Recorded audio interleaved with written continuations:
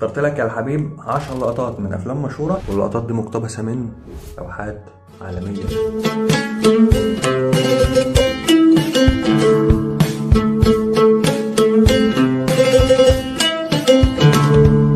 لسه الكازيون اهو.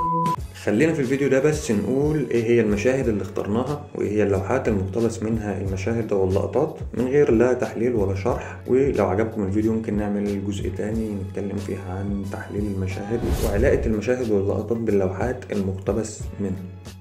خلينا نقول لو الفيديو جاب 200 لايك نعمل الجزء التاني، وخلينا نخش في الموضوع على طول.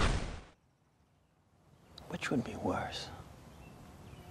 To live as a monster or to die as a good man? أول مشهد من فيلم شاتر ايلاند، الفيلم من بطولة ديكابريو وإخراج مارتن سكورسيزي. اللوحة المقتبس منها الفيلم هي لوحة دا كيس أو القبلة للرسام جوستاف كليمت، اترسمت في الفترة من 1907 ل 1908.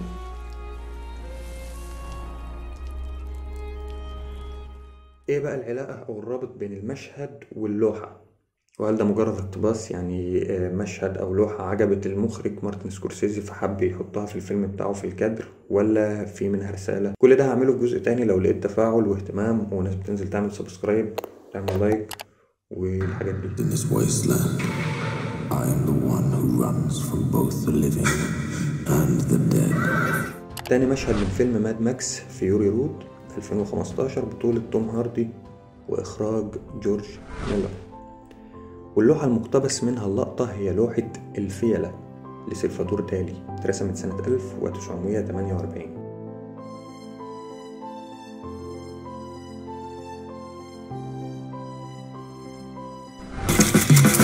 I like the way you die, boy.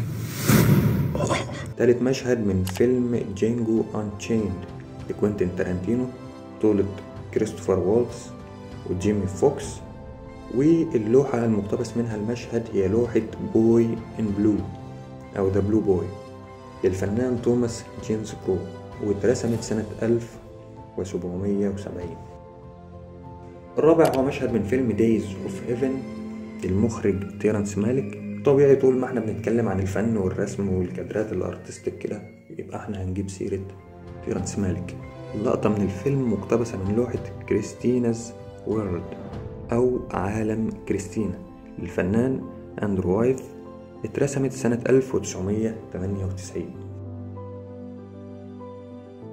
المشهد رقم 5 من فيلم A Star is Born، بس مش ليدي جاجا بتاع 2018، نسخة أقدم شوية 1954 من إخراج جورج كوكر.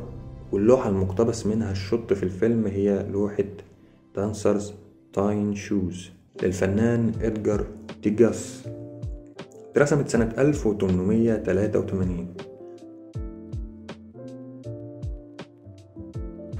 رقم 6 لوحة العشاء الأخير لدافنشي، اترسمت سنة 1498 واقتبس منها المخرج زاك سنايدر في فيلمه واتشمان.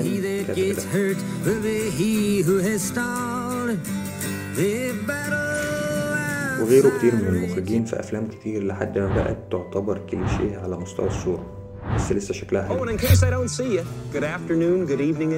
رقم 7 هي لوحة تحت ضوء القمر وكلير دي لون للرسام رينيه مارجريت، اللي اقتبس منها المخرج بيتر واير في فيلمه ذا ترومان شو اللقطة المشهورة.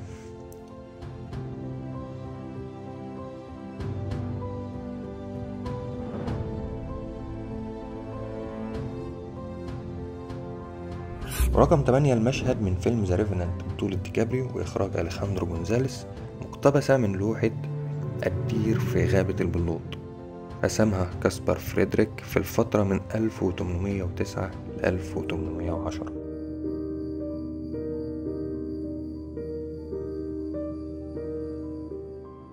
المشهد أو اللقطة اللي بعد كده من فيلم هيت من إخراج ميكائيل مان وبطولة دينيرو والباتشينو.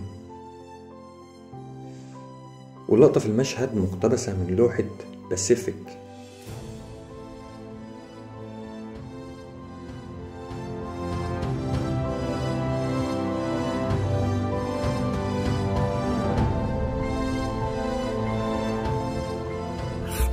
آخر لوحة معانا هي اللوحة رقم 10، لوحة أوفيليا للرسام جون إيفرت.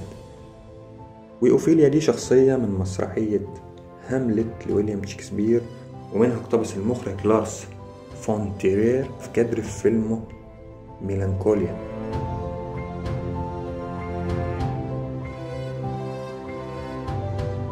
في الآخر أتمنى الفيديو يكون عجبك، وتدعمنا باللايك والشير، والسلام عليكم.